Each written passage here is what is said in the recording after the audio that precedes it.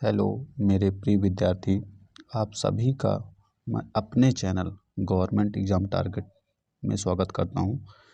अगर आप मेरे चैनल पे नए हैं तो चैनल को सब्सक्राइब कीजिएगा और वीडियो अगर आपको पसंद आती है तो लाइक कीजिएगा। जैसा कि आप जानते हैं कि मैंने सारे सब्जेक्ट के क्वेश्चन आपको टाइप करवा दिए हैं, लिखवा दिए हैं और उन्हीं क्वेश्चनों की सीरीज में जो उनका आंसर है वो आंसर मैं लेके आ रहा हूँ। ये पहला पार्ट है, वीडियो का फर्स्ट पार्ट है, जिसमें मैंने कंप्यूटर फंडामेंटल के सारे क्वेश्चन को सॉल्व किया हुआ है। आप अपने हिसाब से क्वेश्चन मिला लीजिएगा। मैं क्वेश्चनों का जो आंसर है उसको आपको लिखवाने का प्रयास करूँगा, जिससे आप क्वेश्चन को समझ सकें। ठीक है, किस प्रकार से क्वेश्चन आते हैं और किस प्रकार से हमें आंसर लिखना है। तो देखिए, पहला जो क्वेश्चन था आपका कि कंप्यूटर मेमोरी क्या है। ठीक है, कंप्यूटर की मेमोरी कितने प्रकार की होती है, कंप्यूटर की मेमोरी क्या है। तो पहले मैं जो मैटर है उसको पढ़ दूंगा, जिससे अगर आप नोट डाउन करना चाहें तो नोट डाउन कर सकें, और उसके बाद मैं आपको समझा दूंगा, जिससे आपके जो डाउट हैं वो सारे क्लियर हो जाएंगे। ठीक है, देखिए जैसे दिया हुआ है कि कंप्यूटर की मेमोरी, तो पहले मैं आपको रीड कर देता हूँ, पहले पढ़ देता हूँ। उसके बाद अगर आप नोट डाउन करना चाहते हैं तो नोट डाउन कर लीजिएगा। अगर नहीं करना चाहते तो आप 2-4 बार वीडियो देखेंगे तो सारी चीज़ें क्लियर हो जाएंगी, सारी चीज़ें समझ में आ जाएंगी। देखिए, कंप्यूटर मेमोरी क्या है, एक डिवाइस होती है जिसका यूज आप डेटा और इन्फॉर्मेशन मतलब सूचना को स्टोर करने के लिए किया जाता है।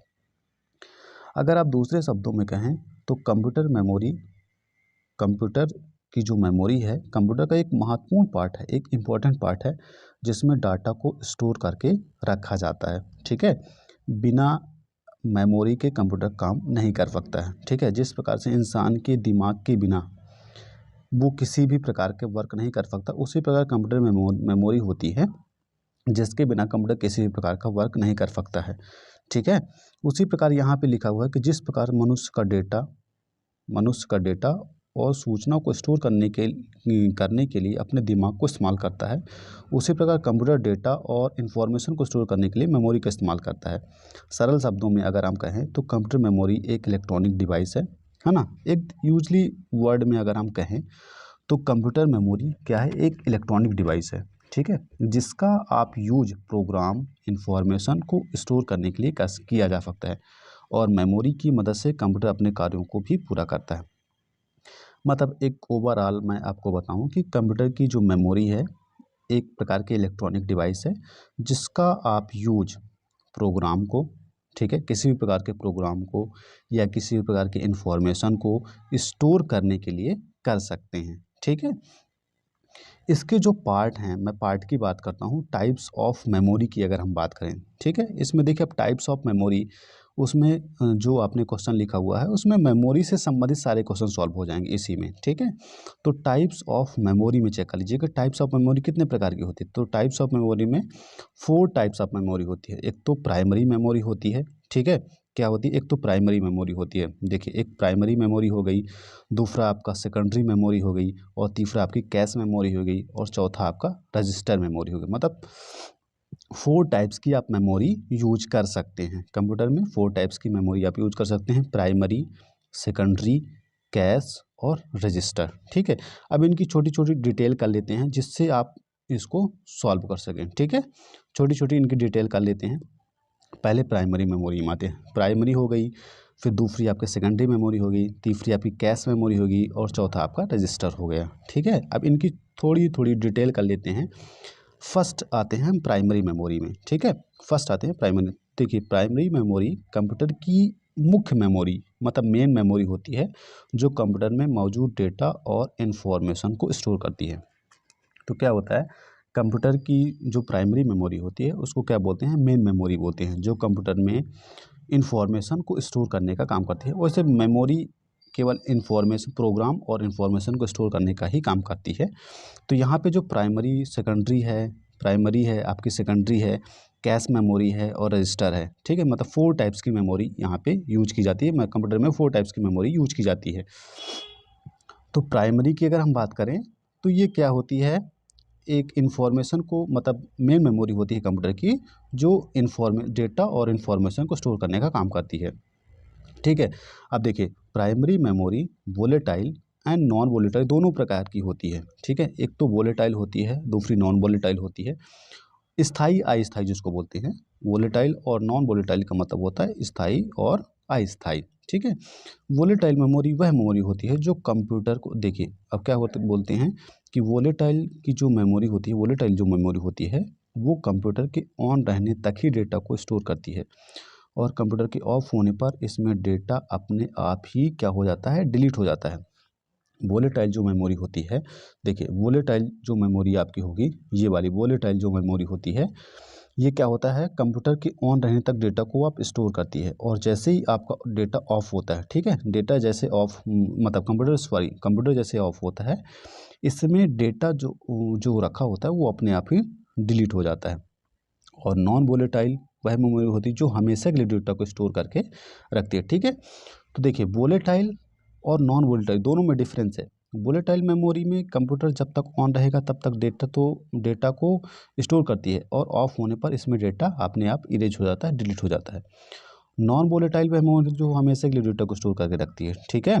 और नॉन वोलेटाइल क्या होती है, वह मेमोरी होती है जिसमें आप डेटा को हमेशा के लिए स्टोर करके रख सकते हैं, ठीक है।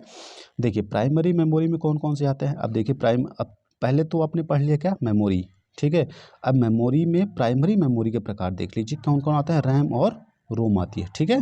आपकी रैम है, ये रैम मेमोरी है, ठीक है, जिसको बोलते हैं रैंडम एक्सेस मेमोरी, और रोम होती है आपकी रीड ओनली मेमोरी। तो देखिए रैम के बारे में आपको बता देता हूँ। रैम जिसका फुल फॉर्म क्या है आपका, रैंडम एक्सेस मेमोरी, ठीक है। रैम में डेटा कंप्यूटर के ऑन रहने तक ही स्टोर रहता है, और कंप्यूटर के ऑफ होने पर इसमें मौजूद डेटा अपने आप ही डिलीट हो जाता है, इसलिए ये वोलेटाइल मेमोरी भी कही जाती है, ठीक है। वोलेटाइल किसको कहते हैं, मतलब वोलेटाइल जो आपकी मेमोरी है वो है आपकी रैम, जिसका नाम क्या है, रैंडम एक्सेस मेमोरी। इसमें जो डेटा होता है वो कंप्यूटर के ऑन रहने तक ही स्टोर रहता है, और जैसे ही ऑफ होता है डेटा, मतलब जैसे ही कंप्यूटर ऑफ होता है इसका डेटा इरेज हो जाता है, ख़त्म हो जाता है, ठीक है। और उसके बाद और देख लीजिए, रैम को सिस्टम मेमोरी और रीड राइट मेमोरी के नाम से जाना जाता है, ठीक है। जो आपका रैम है उसको सिस्टम मेमोरी के नाम से भी जाना जाता है, मतलब आपके कंप्यूटर की मेमोरी के नाम से जाना जाता है, और रीड राइट मेमोरी के नाम से जाना जाता है, जिसके माध्यम से मैटर को रीड किया जाता है। इसमें डाटा को एक्सेस करने के लिए बिजली की आवश्यकता पड़ती है। यदि कंप्यूटर बंद हो जाता है या बिजली चली जाती है तो उसमें मौजूद जो डेटा होता है वो सारा डिलीट हो जाता है, ठीक है। रैम के भी प्रकार होते हैं, तो वो आप एक बार देख लीजिए। रैम के जो प्रकार होते हैं, एस रैम हो गया, स्टैटिक रैंडम एक्सेस मेमोरी हो गया, डी रैम हो गया जिसको बोलते हैं डायनेमिक रैंडम एक्सेस मेमोरी हो गया। तो रैम के भी दो प्रकार हो गए, ठीक है। आपकी प्राइमरी मेमोरी में कौन कौन आते हैं, एक तो रैम आता है, दूसरा रोम आता है। फिर रैम में आपका फर्स्ट आता है एस रैम, दूसरा आता है डी रैम, ठीक है। आपका हो गया एस रैम हो गया, दूसरा डी रैम हो गया, जिसको क्या बोलते हैं, स्टैटिक रैंडम एक्सेस मेमोरी, और दूसरा डी रैम जिसको बोलते हैं डायनेमिक रैंडम एक्सेस मेमोरी। उसके बाद देखते हैं हम रोम। ये रैम का ये रैम बनी हुई है, ठीक है, इसको रैम चेक कर लीजिएगा। उसके बाद आती है रोम आपकी, तो रोम का फुल फॉर्म भी आपको पता है, जिसको बोलते हैं रीड ओनली मेमोरी। इसमें जो डेटा होता है आप परमानेंट रूप से स्टोर कर सकते हैं, ठीक है। रोम में जो डेटा होता है वो परमानेंट रूप से स्टोर होता है। इसमें क्या लिखा हुआ वो देख लीजिए। रोम का नाम रीड ओनली मेमोरी है। यह एक नॉन वोलेटाइल मेमोरी है, जिसका मतलब होता है यह हमेशा के लिए डेटा को स्टोर करके रखती है। यदि बिजली चली जाती है और कंप्यूटर बंद हो जाता है तब भी रोम में मौजूद डेटा डिलीट नहीं होता है। इस मेमोरी में डेटा को परमानेंटली मतलब हमेशा के लिए स्टोर किया जा सकता है, लेकिन रैम में ऐसा नहीं कर सकते हैं। रोम तीन प्रकार की होती है, एक तो पी रोम होती है, ईपी रोम होती है, डबल ईपी रोम होती है, ठीक है। रैम दो प्रकार की, रैम में आपके दो प्रकार होते हैं और रोम में आपके तीन प्रकार होते हैं, ये बात याद रखिएगा। तो देखिए पहला, एक तो अच्छा, रोम में आपके तीन प्रकार कौन कौन से, एक तो पी रोम होती है जिसको बोलते हैं प्रोग्रामर रीड ओनली मेमोरी, दूसरा ईपी रोम होती है erasable programmer read only memory, और तीसरा होता है आपका डबल ईपी रोम मतलब electrical erasable programmer read only memory. ये आपकी रोम मेमोरी है, ये देख लीजिए, ये आपकी रोम मेमोरी है, ठीक है। इसको अपन बोलते हैं रोम मेमोरी, ये आपकी रोम मेमोरी है। ठीक है, तो ये बात याद रखिए रोम मेमोरी कौन सी है, तो ये आपकी रोम मेमोरी है, देख लीजिए ध्यान से। उसके बाद आगे चलते हैं, सेकेंडरी मेमोरी के अंतर्गत आते हैं हम। ठीक है, फर्स्ट हो गया प्राइमरी, अब दूसरा आते हैं सेकेंडरी मेमोरी। तो सेकेंडरी मेमोरी कंप्यूटर में सेकेंडरी मेमोरी भी कंप्यूटर की एक मेमोरी होती है जिसे सीपीयू से सीधे डायरेक्ट एक्सेस नहीं किया जा सकता है। ठीक है, इसमें देखिए सेकेंडरी मेमोरी भी कंप्यूटर की एक मेमोरी होती है जिसे सीपीयू के द्वारा सीधे डायरेक्ट ही एक्सेस नहीं किया जा सकता है। सेकेंडरी मेमोरी का हिस्सा सेकेंडरी मेमोरी कंप्यूटर का हिस्सा नहीं होती है, इसे कंप्यूटर में अलग से जोड़ा जाता है। याद रखिएगा, सेकेंडरी जो मेमोरी होती है वो कंप्यूटर का हिस्सा नहीं होती है। ठीक है, सेकेंडरी मेमोरी जो होती है वो कंप्यूटर का हिस्सा नहीं होती है, इसे अलग से जोड़ा जाता है। ठीक है, जैसे आपकी हार्ड डिस्क हो गई, फ्लॉपी डिस्क हो गई, ठीक है, आपकी पेन ड्राइव हो गई, सीडी हो गई, डीवीडी हो गई, ये सेकेंडरी मेमोरी के अंतर्गत आती है क्योंकि इनमें इसे कंप्यूटर में अलग से जोड़ा जाता है। इसे ठीक है, इसे कंप्यूटर में क्या करते हैं हम अलग से जोड़ते हैं। सेकेंडरी जो मेमोरी होती है एक प्रकार की नॉन वोलेटाइल मेमोरी है, अर्थात इसमें डेटा हमेशा के लिए स्टोर रहता है, यानी अगर कंप्यूटर बंद भी हो जाए तो इसका डेटा डिलीट नहीं होता है। तो सेकेंडरी मेमोरी याद रखिएगा, सेकेंडरी मेमोरी एक नॉन वोलेटाइल मेमोरी होती है जिसे जिसे जिसे क्या होता है कि जिसमें सीपीयू के द्वारा सीधे डायरेक्ट एक्सेस नहीं किया जा सकता, जिसे क्या होता है सीपीयू के द्वारा डायरेक्ट एक्सेस नहीं किया जा सकता है, इसे कंप्यूटर में अलग से जोड़ा जाता है। जो सेकेंडरी मेमोरी होती है कंप्यूटर में आप अलग से जोड़ सकते हैं, जैसे आपकी हार्ड डिस्क हो गई, है ना, एक्सटर्नल हार्ड डिस्क जिसको बोलते हैं। इंटरनल हार्ड डिस्क तो लगी होती है कंप्यूटर के अंदर ही, एक्सटर्नल हार्ड डिस्क आपको लगाना पड़ता है। ठीक है, याद रखिएगा, सेकेंडरी मेमोरी का इस्तेमाल परमानेंट इस डेटा को स्टोर करने के लिए किया जाता है ताकि भविष्य में यूजर उस डेटा का उपयोग कर सके। प्राइमरी मेमोरी की तुलना में सेकेंडरी मेमोरी स्टोरेज क्षमता अधिक होती है। यहाँ जो मैं रीड कर रहा हूँ उसको अगर आप नोट डाउन करना चाहते हैं तो नोट डाउन कर लीजिएगा, अगर नहीं करना चाहते तो 2-4 बार सुनेंगे तो आपको याद हो जाएगा। देखिए, प्राइमरी मेमोरी की तुलना में सेकेंडरी मेमोरी की जो स्टोरेज क्षमता अधिक होती है, जिसके कारण यह ज़्यादा मात्रा में डेटा को स्टोर कर सकती है। ठीक है, वह इस मेमोरी का जो यूज है बड़े आकार वाले डेटा जैसे वीडियो, इमेज, ऑडियो फाइल को स्टोर करने के लिए किया जाता है। इस मेमोरी में यदि बिजली चली जाए तब भी डेटा डिलीट नहीं होता है। उसके बाद हम आते हैं कैश मेमोरी में। तीसरा आपका कैश मेमोरी थी, तो हम आते हैं कैश मेमोरी में। कैश मेमोरी एक तेज गति से काम करने वाली मेमोरी है जिसका यूज सीपीयू की स्पीड तथा परफॉर्मेंस को बढ़ाने के लिए किया जाता है। अब देखिए कैश मेमोरी क्या होती है। कैश मेमोरी एक ऐसी मेमोरी होती है जिसका यूज सीपीयू की स्पीड, जो सीपीयू सेंट्रल प्रोसेसिंग यूनिट होती है, जो सीपीयू होता है आपका, उसकी स्पीड और उसका परफॉर्मेंस बढ़ाने के लिए किया जा सकता है, जो कैश मेमोरी होती है। ठीक है, कैश मेमोरी एक हाई स्पीड मेमोरी होती है जिसका आकार छोटा होता है लेकिन प्राइमरी मेमोरी से तेज होती है। आपकी जो कैश मेमोरी एक हाई स्पीड मेमोरी है जिसका आकार तो छोटा है लेकिन प्राइमरी मेमोरी से तेज होती है, ये बात याद रखिएगा।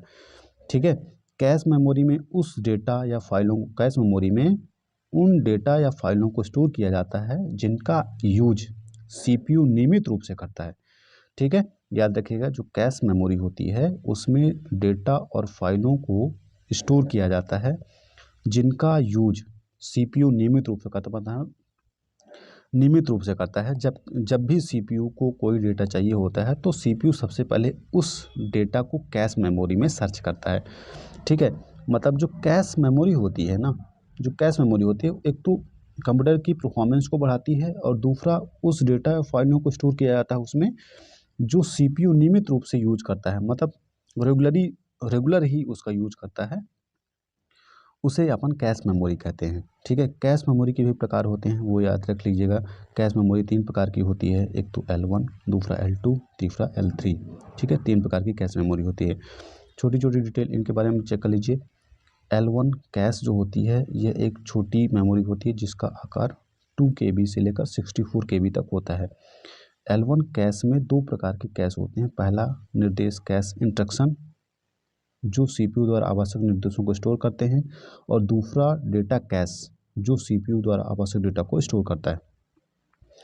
ठीक है, तो इनको आप ज़्यादा लाइटली मत लीजिए, जो कैश मेमोरी है इनको ज़्यादा लाइट नहीं, बस ये याद रखिए कि मेमोरी कितने प्रकार की होती है। ठीक है, मेमोरी कितने प्रकार की होती है इनकी छोटी छोटी डिटेल भी याद रख लीजिएगा। ठीक है, इनकी छोटी छोटी डिटेल देखिए। तो आपकी L1 हो गया, L2 हो गया और L3 हो गया। ज़्यादा इन पे डिटेल पे नहीं जाता हूँ मैं एक बार रीड कर देता हूँ। अगर आपको लिखना होगा तो लिख लीजिएगा और नहीं लिखना होगा तो एक बार समझ लीजिएगा, बस हो गया। यह एक छोटी मेमोरी होती है जिसका आकार 2 KB से लेकर 64 KB तक होता है, बस। ठीक है, L1 कैश में दो प्रकार के कैश होते हैं। पहला निर्देश कैश होता है, मतलब इंस्ट्रक्शन कैश होता है, जो सीपीयू द्वारा आवश्यक निर्देशों को स्टोर करता है। और दूसरा डेटा कैश होता है। दूसरा क्या होता है? डेटा कैश होता है, जो सीपीयू द्वारा आवश्यक डेटा को स्टोर करता है। ठीक है, एक तो देखिए L1 में भी दो प्रकार के होते हैं। एक तो पहला कैश इंस्ट्रक्शन होता है और दूसरा डेटा कैश होता है। मतलब एक तो पहला निर्देशों को कलेक्ट करता है और दूसरा डेटा को कलेक्ट करता है। ठीक है, फिर हम आते हैं L2 में। अब देखिए L2 कैश का जो साइज होता है L1 कैश से थोड़ा बड़ा होता है। इसकी स्पीड L1 कैश से थोड़ा कम होती है और इसका जो आकार होता है 256 KB से लेकर 512 KB के बीच में होता है। ये बात याद रखिएगा। ठीक है, फिर आता है आपका L3। यह साइज में L1 कैश और L2 कैश से थोड़ी बड़ी होती है। इसकी जो स्पीड होती है L1 कैश और L2 कैश मेमोरी से थोड़ी कम होती है और इसका आकार 1 MB से लेकर 8 MB तक होता है। इनको मैं केवल रीड कर रहा हूँ, है ना। इनको केवल आपको, अगर आप लिखना चाहते हैं तो ठीक है, नहीं लिखना चाहते तो वो भी बेहतर है। आप केवल देख बस लीजिएगा, सुन लीजिएगा, बस इतने में काम हो जाएगा आपका। ठीक है, फिर आते हैं हम रजिस्टर में। फोर्थ जो आपकी जो मेमोरी है वो है आपकी रजिस्टर। रजिस्टर देख लीजिए क्या है। रजिस्टर कंप्यूटर की एक छोटी मेमोरी है और काफ़ी तेज़ होती है। रजिस्टर का यूज जो होता है सीपीयू के द्वारा बहुत सारे कार्यों को पूरा करने के लिए किया जाता है। उसके बाद देखिए, जब हम कोई इनपुट कंप्यूटर को देते हैं तो ये इनपुट रजिस्टर में स्टोर हो जाते हैं और कंप्यूटर की प्रोसेसिंग के बाद आउटपुट मिलता है वो भी रजिस्टर में ही प्राप्त हो जाते हैं। तो हम कह सकते हैं रजिस्टर का यूज जो होता है सीपीयू के द्वारा डाटा को प्रोसेस करने के लिए किया जाता है। बेसिक सा एक एक छोटे से आंसर दे दूं इसका, मतलब रजिस्टर का एक छोटा सा आंसर मैं दे देता हूँ। इसका पूरा सोल्यूशन, ठीक है, इसका पूरा निचोड़ अगर मैं कहूँ तो रजिस्टर क्या होता है? रजिस्टर होता है सीपीयू के द्वारा डेटा को प्रोसेस करने की एक प्रक्रिया होती है। सीपीयू के द्वारा, है ना, सीपीयू के द्वारा डेटा को प्रोसेस करने की एक प्रक्रिया होती है। यह मुख्य मेमोरी का हिस्सा बिल्कुल नहीं होता है। यह मेमोरी टेम्परेरी डाटा और निर्देशों को स्टोर करती है, जिन निर्देशों का उपयोग तुरंत किसी कार्य को करने के लिए किया जाता है। ठीक है, मतलब एक सिंपल सी लैंग्वेज में बता दिया कि रजिस्टर क्या होता है। रजिस्टर सीपीयू के द्वारा डेटा को प्रोसेस करने के लिए यूज किया जाता है। ठीक है, और रजिस्टर भी कई प्रकार के होते हैं तो उन पे अपन नहीं जाएंगे जब ज़्यादा। देखिए थोड़ी एक बार थोड़ा सा देख लीजिएगा, रजिस्टर के प्रकार भी मैंने इसमें डाला हुआ है, तो रजिस्टर के प्रकार भी एक बार चेक कर लीजिएगा। अगर आप लिखना चाहते हैं तो लिख सकते हैं, नहीं लिखना चाहते तो आपको इतनी डिटेल में जाने की ज़रूरत नहीं है। ठीक है, इतनी डिटेल में जाने की ज़रूरत नहीं है। मैं आगे बढ़ता हूँ, नेक्स्ट क्वेश्चन पर चलते हैं। अब देखिए नेक्स्ट क्वेश्चन था आपका शायद कि कंप्यूटर का ब्लैक डायग्राम, है ना। कंप्यूटर का ब्लैक डायग्राम क्या है? ब्लैक डायग्राम बनाना है आप, उसमें ब्लैक डायग्राम आपको बनाना है और उसकी डिटेल करना है। तो पहले तो क्या करिए कि कंप्यूटर के ब्लैक डायग्राम जब आप आएगा आपके पेपर में, तो आप क्या करेंगे, पहले कंप्यूटर के बारे में लिखेंगे। ठीक है, कंप्यूटर के बारे में लिखने के बाद आप कंप्यूटर का ब्लैक डायग्राम बनाएंगे। ठीक है, अब देखिए ब्लैक डायग्राम कंप्यूटर के स्ट्रक्चर को दर्शाता है। ठीक है, ब्लैक डायग्राम जो होता है कंप्यूटर के स्ट्रक्चर को दर्शाता है, मतलब चित्र को दर्शाता है। कंप्यूटर का ब्लैक डायग्राम हमें यह बताता है कि कंप्यूटर के कितने कंपोनेंट्स हैं और वह एक दूसरे के साथ कैसे कार्य करते हैं। दूसरे शब्दों में अगर हम कहें तो कंप्यूटर का जो ब्लैक डायग्राम है एक स्ट्रक्चर होता है। ठीक है, अब देखिए ब्लैक डायग्राम का मतलब क्या होता है। यहाँ से हमने इनपुट किया, देखिए ये आपका, हम यहाँ से आप इनपुट करेंगे। इनपुट करने के बाद ये डेटा आपके सीपीयू तक जाता है। ठीक है, सीपीयू तक जाने के बाद फिर जब आपको मॉनिटर में दिखाता है तो ये आउटपुट के रूप में आ जाता है। जब आप देखिए कंप्यूटर में आप जब मॉनिटर लेते हैं ठीक है। जब आप कंप्यूटर लेते हैं फिर आप CPU लेते हैं, तो देखिए जो CPU होता है, CPU के अलग अलग पार्ट होते हैं। CPU में ही 3 पार्ट होते हैं। एक तो L1, L2 और L3 होती हैं, ठीक है। L1, L2 और L3 कैश मेमोरी होती है जो CPU में, जिसको मैंने अभी बताया आपके कंप्यूटर के पार्ट में। अब देखिए इसमें क्या है, इनपुट किया डेटा को, इनपुट करने के बाद ये फिर आपका आता है आपका CPU में, ठीक है। CPU में फिर आपका कंट्रोल यूनिट में, फिर आपका अर्थमेटिक लॉजिक। जब कंट्रोल CPU में जाता है तो CPU में 3 पार्ट होते हैं, ALU, CU और MU का। कौन कौन से पार्ट होते हैं देख, एक तो होता है ALU का, ठीक है, जिसको बोलते हैं अर्थमेटिक लॉजिक यूनिट का, ठीक है। एक तो होता है क्या, ALU जिसको बोलते हैं अर्थमेटिक लॉजिक यूनिट। फिर आपका CU होता है जिसको बोलते हैं हम कंट्रोल यूनिट। फिर एक होता है आपका MU जिसको क्या बोलते हैं, मेमोरी यूनिट। मतलब CPU के 3 पार्ट होते हैं, जिसको क्या बोलते हैं, एक तो पहला है आपका ALU जिसको बोलते हैं अर्थमेटिक लॉजिक यूनिट, फिर CU जिसको बोलते हैं कंट्रोल यूनिट, फिर एक होता है MU जिसको बोलते हैं मेमोरी यूनिट। ALU का मतलब क्या, जिसमें डेटा आपका कैलकुलेशन से संबंधित होगा तो वो किस में जाएगा, आपके ALU में जाएगा। और जिसमें डेटा को कंट्रोल करने से संबंधित होगा तो वो डेटा जाएगा आपके CU में। और जिसमें डेटा को सेव करने से संबंधित होगा तो वो जाएगा आपका डेटा मेमोरी यूनिट में। तो ये बना हुआ है कंप्यूटर का ब्लैक डायग्राम। कंप्यूटर का ब्लैक डायग्राम आप ऐसे भी बना सकते हैं, और जैसे मैंने आपको बताया हुआ है आप उस प्रकार से बना सकते हैं। आप इस प्रकार कंप्यूटर भी बना सकते हैं। और आप CPU बना लीजिए, CPU बनाने के बाद मदरबोर्ड ले लीजिए, मदरबोर्ड में आप CPU दरफा दीजिए, रैम रोम दरफा दीजिए, ठीक है। बस हो गए, आप इतना कर सकते हैं, ये कंप्यूटर का ब्लैक डायग्राम बन जाएगा, ठीक है। उसके अलावा और कुछ करने की ज़रूरत नहीं पड़ेगी आपको। अब कंप्यूटर के कंपोनेंट्स देख लेते हैं कि कंप्यूटर के कौन कौन से कंपोनेंट, विशेषता कंप्यूटर के 6 घटक होते हैं, 6 कंपोनेंट्स होते हैं। वो कौन कौन से होते हैं वो देख लेते हैं। एक तो पहला होता है आपका इनपुट डिवाइस। अब देखिए आपके क्वेश्चन में अगर इनपुट डिवाइस होगा तो वो भी यहाँ पे कवर हो जाएगा, आउटपुट डिवाइस होगा तो वो भी आपको कवर हो जाएगा, ठीक है। तो पहले हम आते हैं इनपुट डिवाइस में कि इनपुट डिवाइस क्या होती है। पहले मैं रीड कर देता हूँ, जिससे अगर आप लिखना चाहें तो लिख सकते हैं, अगर नहीं लिखना चाहें तो आप एक सुन लीजिएगा, सुनने में ही भी याद हो जाएगा। देखिए इनपुट डिवाइस ऐसे कंप्यूटर हार्डवेयर होते हैं जिनका यूजर के द्वारा कंप्यूटर को डेटा और निर्देश देने के लिए किया जाता है। इनपुट डिवाइस के माध्यम से यूजर कंप्यूटर को कमांड और निर्देश देता है, जिसके बदले में कंप्यूटर यूजर को आउटपुट डेटा देता है, ठीक है। एक सिंपल सी लैंग्वेज में बताऊं तो जो इनपुट डिवाइस है, कंप्यूटर में दिए गए इंस्ट्रक्शन को, कंप्यूटर में जब आप इनपुट कराते हैं डेटा को, इंस्ट्रक्शन देते हैं तो वो आउटपुट में आपको दिखाता है, ठीक है। यहाँ पे एक और डिफिनेशन है कि इनपुट डिवाइस की मदद से यूजर कंप्यूटर में सीधे कनेक्ट होता है और कंप्यूटर को कंट्रोल करता है। अगर इनपुट डिवाइस के उदाहरण की बात करें तो इनपुट डिवाइस के लिए लोकप्रिय उदाहरण कीबोर्ड, माउस, माइक्रोफोन और स्कैनर हो सकते हैं, मतलब हैं ही, हो सकते हैं नहीं, ठीक है। जिसमें कंप्यूटर केवल बाइनरी भाषा को ही समझता है। इनमें क्या होता है, कंप्यूटर केवल बाइनरी भाषा को ही समझता है, मतलब 0 एंड 1 जिसको बोलते हैं 0 एंड 1। इनपुट डिवाइस का कार्य केवल निर्देशों को प्राप्त करना है, बल्कि निर्देशों को बाइनरी भाषा में बदलना भी होता है। इनपुट डिवाइस सबसे पहले यूजर से निर्देश प्राप्त करता है और जिसके बाद बाइनरी भाषा में बदलकर निर्देशों को कंप्यूटर में भेज देता है। दूसरी अगर बात करें आउटपुट डिवाइस की, दूसरी अगर हम बात करते हैं आउटपुट डिवाइस की, तो आउटपुट डिवाइस वह डिवाइस होता है जो कि यूजर द्वारा दिए गए इनपुट डिवाइस को डिस्प्ले पर प्रदर्शित करता है, उसे कहते हैं हम आउटपुट डिवाइस, ठीक है। तो दूसरे शब्दों में अगर हम कहें तो आउटपुट डिवाइस वह हार्डवेयर होते हैं जो कि आउटपुट डेटा को डिस्प्ले पर दर्शाते हैं, मतलब मॉनिटर पर दर्शाते हैं।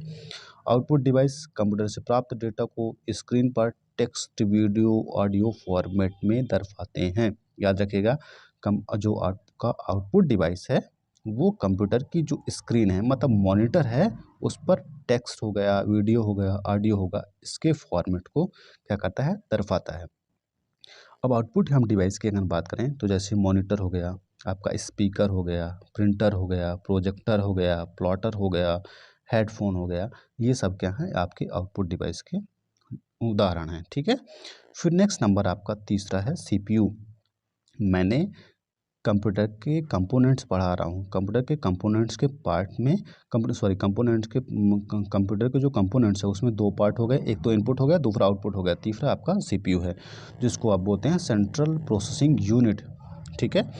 सीपीयू कंप्यूटर का जो दिमाग होता है, ठीक है, सीपीयू के जिसमें 3 पार्ट होते हैं, एक तो एएलयू, सीयू और एमयू, ये 3 पार्ट होते हैं इसके। यह कंप्यूटर के सभी कार्यों को नियंत्रित करता है। सीपीयू को माइक्रो प्रोसेसर भी कहा जाता है। यह कंप्यूटर से प्राप्त डेटा को प्रोसेस करता है और डेटा को महत्वपूर्ण जानकारी में बदल देता है। इसको सीपीयू, इसकी लैंग्वेज में बता रहा हूँ आपको। अब देखिए, सीपीयू कंप्यूटर से जुड़े हुए सभी इनपुट और आउटपुट डिवाइस जैसे कीबोर्ड, माउस, स्क्रीन को मैनेज और कंट्रोल करता है। ब्लैक डायग्राम में सीपीयू कंट्रोल यूनिट कहा जाता है। ब्लैक डायग्राम में सीपीयू को कंट्रोल यूनिट कहा जाता है। यह कंप्यूटर का सबसे महत्वपूर्ण पार्ट होता है, सबसे महत्वपूर्ण अंग होता है। यह यूजर द्वारा प्राप्त इनपुट डेटा को प्रोसेस करता है और आउटपुट के रूप में बदल देता है। जिस प्रकार मनुष्य का दिमाग कार्य करता है उसी प्रकार सीपीयू का कार्य करता है। बिना सीपीयू के कंप्यूटर कुछ भी नहीं कर सकता। ऐसे में सीपीयू कंप्यूटर का सबसे इम्पोर्टेंट घटक माना जाता है, सबसे इम्पोर्टेंट कंपोनेंट्स माना जाता है। ये सब आप जानते हैं, ठीक है। उसके बाद मैं आगे चलता हूँ एएलयू का, जिसको बोलते हैं अर्थमेटिक लॉजिक यूनिट, ठीक है। अर्थमेटिक लॉजिक यूनिट, इसका जो यूज होता है वो मैथमेटिकल ऑपरेशन के लिए किया जाता है। मतलब इसको मैं पढ़ देता हूँ। यह सीपीयू का एक महत्वपूर्ण पार्ट है। इसका यूज किसी प्रकार के मैथमेटिकल ऑपरेशन के लिए, मतलब अंक हो गया, गणित हो गया, तार्किक कार्यों के लिए किया जाता है। जैसे जोड़ना, घटाना, भाग, गुणा करना आदि कार्यों के लिए आप इसका यूज कर सकते हैं, ठीक है। फिर आपका सीयू हो गया, जिसको बोलते हैं कंट्रोल यूनिट। इसको मैंने बता ही दिया है कि कंट्रोल यूनिट कंप्यूटर से जुड़े सभी डिवाइस और उनके कार्यों को क्या करता है, नियंत्रित करता है। इसके अलावा कंट्रोल यूनिट इनपुट और आउटपुट के कार्यों को भी नियंत्रित करता है। इसके अलावा यह मेमोरी और एएलयू के बीच में हो रहे डाटा के आदान प्रदान को भी नियंत्रित करता है, ठीक है। तो ये आपका कंट्रोल यूनिट हो गया। नेक्स्ट आपका मेमोरी है, जो मैंने फर्स्ट में आपको बता दिया है कि मेमोरी क्या होती है। मेमोरी, अब देखिए मेमोरी जिस डिवाइस का मतलब कंप्यूटर में डेटा और सूचना को स्टोर करने के लिए जिस डिवाइस का यूज किया जाता है उसे क्या कहते हैं, मेमोरी कहते हैं। मेमोरी कंप्यूटर का मुख्य हिस्सा होती है क्योंकि इनका इस्तेमाल डेटा और सूचना को स्टोर करने के लिए किया जाता है। ये 2 प्रकार की होती है, एक तो प्राइमरी हो गई, दूसरी सेकेंडरी हो गई, जो मैंने आपको पढ़ा दिया है। अब आते हैं हम तीसरे पार्ट में, स्टोरेज डिवाइस में, ठीक है। जो आपका नेक्स्ट क्वेश्चन होगा, आप मिला लीजिएगा कि नेक्स्ट क्वेश्चन क्या है आपका,